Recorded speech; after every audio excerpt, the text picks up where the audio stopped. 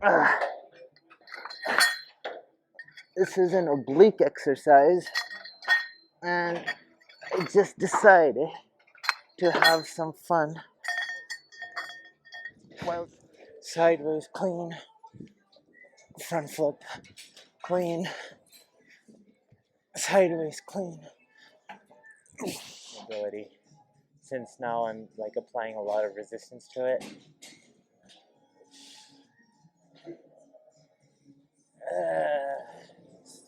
So for today's workout, I'm planning on doing resistance-based cardio. So I'm gonna go pretty light on all the movements, but try to do them fast and, well, not fast, just back to back. So, like for example, whatever this set is, or this exercise I'm gonna do 10 sets of it. I've done 2 sets already. But yeah, going relatively light on the movements, but going to do a lot of sets of them and try to do them back to back. But I'm not going to do them so fast that I get burnt out. The goal is to last all 10 sets back to back rather than get really tired after one set. But yeah, so starting off with backward sled.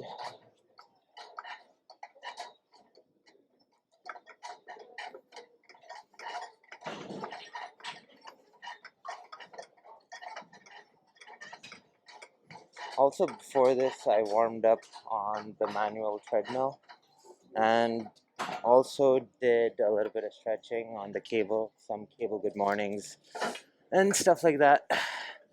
There's a video I made a couple of weeks ago called Open Tight Hips. I pretty much did all the exercises from that as my warm-up.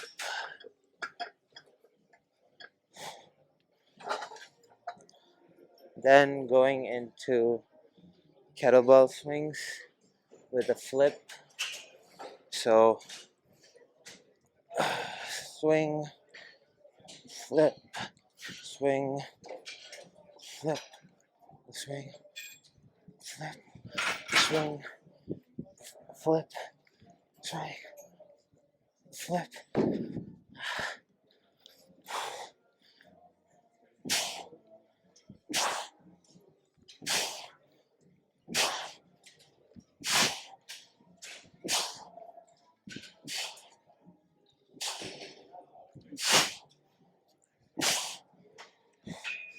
Yeah, doing that as my first superset.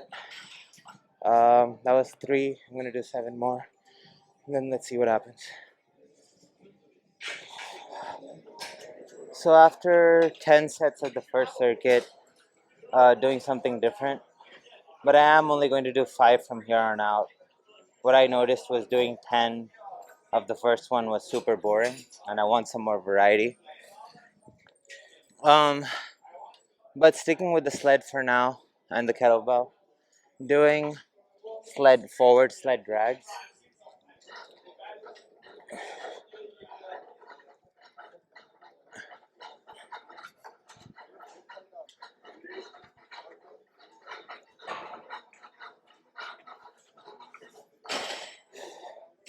And when I'm pushing back, I'm, instead of keeping my just my toes and heels off the floor, I'm planting my whole foot. When you plant your whole foot while pushing a sled forward, you get a lot more glute and hamstring drive than when you keep your uh, just your toes. So I want to hit a little bit more posterior chain, and so I'm deciding on doing that. With the kettlebell, doing crossbody clean to swing flip clean, sideways clean, front flip clean, sideways clean, front flip clean, sideways clean, front flip.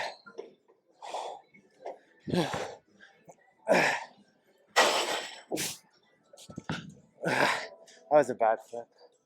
I lost focus there for a second. And yeah. Anyway, I'm also getting pretty exhausted. This takes a lot out of you. Anyway, so that's what I'm doing now. Unlike the first circuit, I'm not doing 10, I'm only going to do 5. And yeah, let's see what happens after that.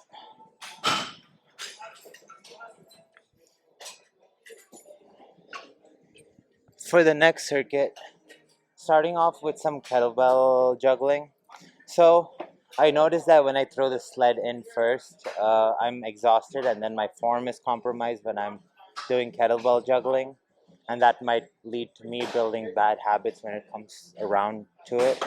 So for the third circuit, I decided to start off with kettlebell juggling and then go into a second movement. So for kettlebell juggling, what I'm doing is,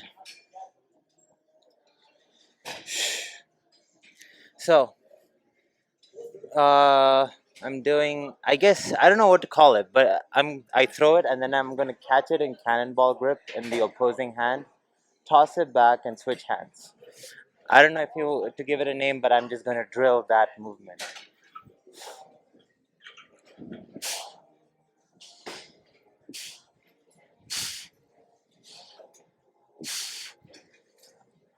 I miscaught that one, so I just took some additional time to.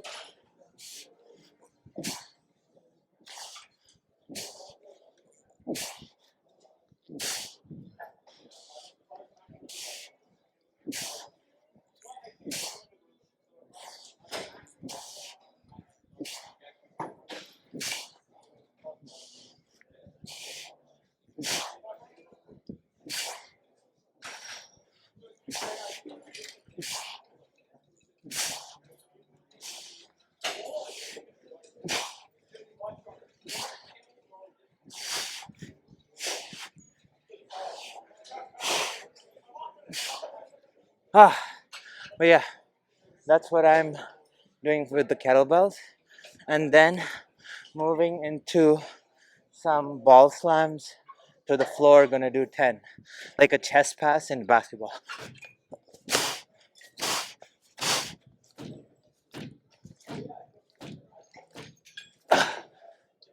So yeah, that's the third circuit. I'm gonna do 5 sets of that. Yeah.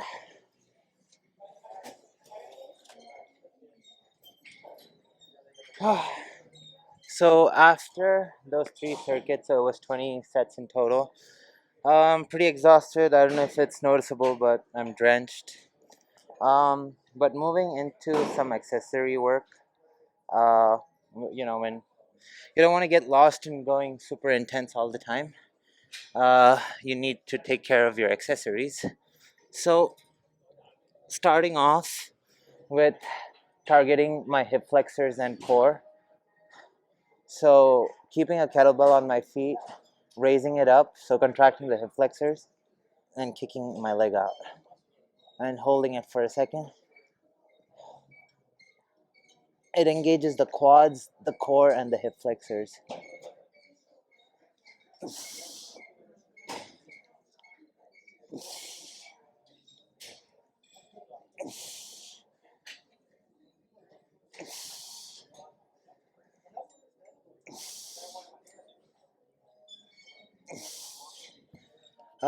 Doing 10 each side of that.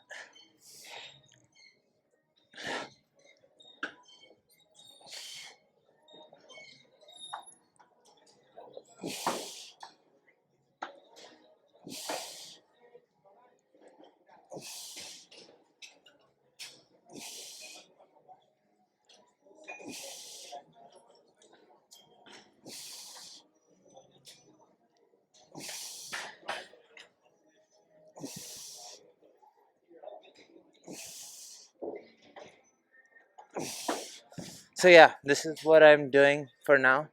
I'm gonna do like 3 to 5 sets of this, and then it's gonna be the same apparatus, so the same kettlebell, but we'll do a different movement.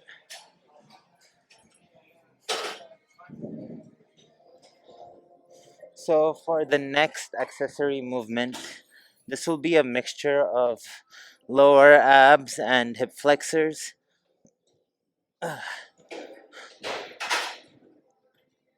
Oof. So, keeping two kettlebells on your feet and keeping them in bent leg position, and I'm holding on to the box for support. I'm doing one leg down, so in this position, my hip flexors are stretched, and when I bring them back up, the hip flexors and the lower abs have to contract.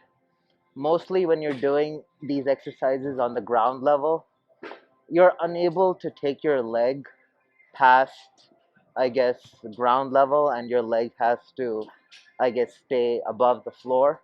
But with this variation, the fact that your legs can go below, you get a deeper stretch of the hip flexor when doing it.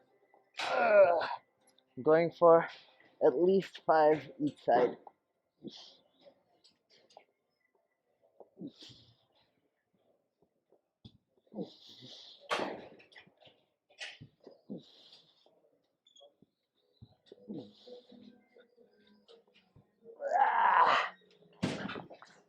Gonna do about 5 sets of that. That was my second set. But yeah, the key to this one really is the fact that your leg can go below the level where your body is. Mostly when you do the exercise, you have to stay flat. Here you get a stretch of the hip flexor. So yeah, try it out. You'll feel a really good stretch in your lower abs as well.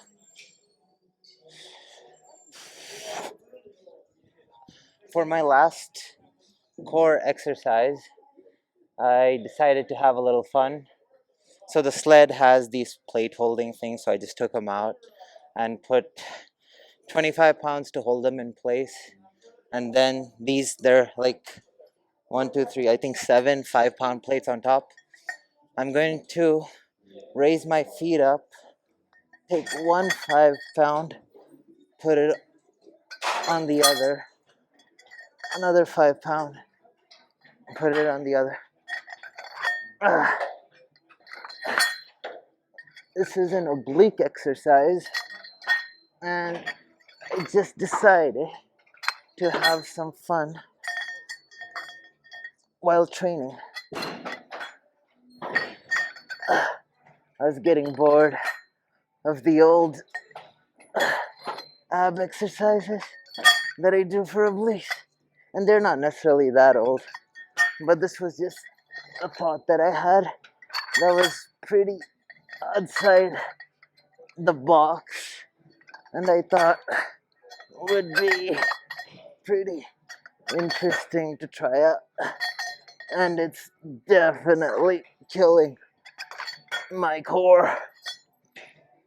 Fuck. That's hazardous. Okay. Yeah, I definitely felt that all over the abs. But yeah, that was my second set of that. But the first set, I only did like 4 5-pound plates. For the next set, the one that I recorded, I added 3. I don't know if I'm going to do any more of these. It's getting pretty late, and it's time to hit the sauna. But yeah, I'll probably do some posing. I should do some posing and get a good thumbnail. But yeah, that's probably what's coming up next. So I decided to throw in some forearms. For forearms, I'm using the sled's pole. And so keeping my elbow supported and twisting to one side and letting my wrist go all the way down, and then bringing it back up to 90 degrees.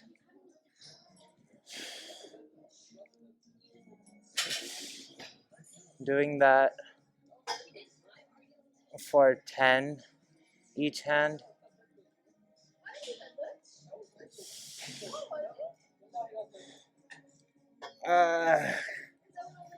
You should really feel it in like this area of the forearm.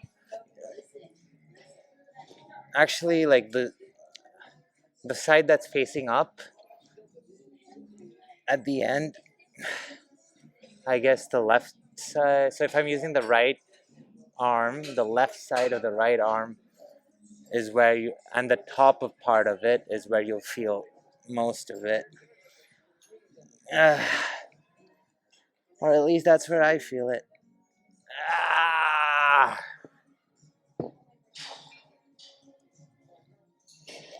Going for 10. Oh, I think I said that already. I'm not sure if it's like better to just stop here and then come back up or go all the way down. It's probably better to go all the way down because from what I understand, it's when you start limiting range of motion that things start getting tight. So it's my guess that if I don't go all the way, I'll probably lose some wrist mobility.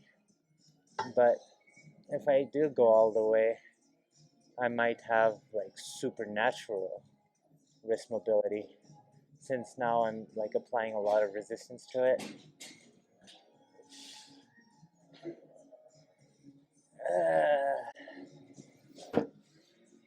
So along with that, also doing so with the pole starting this way, coming to 90 degree this way. So the first rotation was with it coming this, like starting here and going clockwise. Here it's starting this way and going anti-clockwise. Again, full range of motion.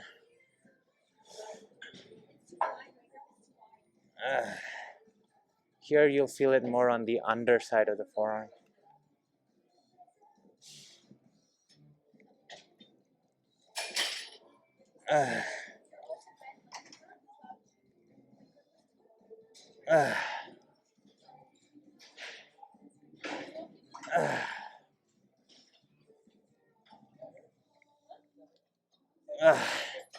Going for 8 each side.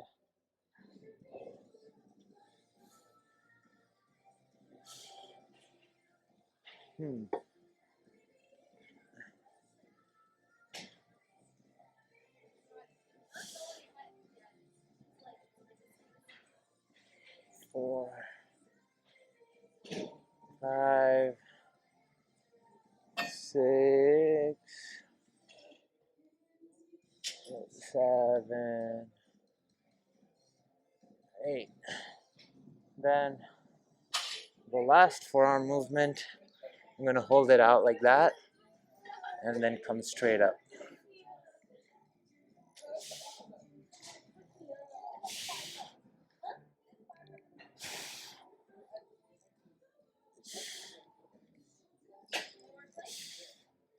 If you don't have one of these sled poles, just find a long pole and try holding it at the end and doing this. And if it's too heavy, just move your hand closer from the edge. So if I had to reduce the resistance from here, I just move here and do it. Yeah, so just find a long stick or a long pole that's relative, like not super heavy but not super light. But if it's like super long and it can still be light, and if you hold the edge, it should still be enough resistance. And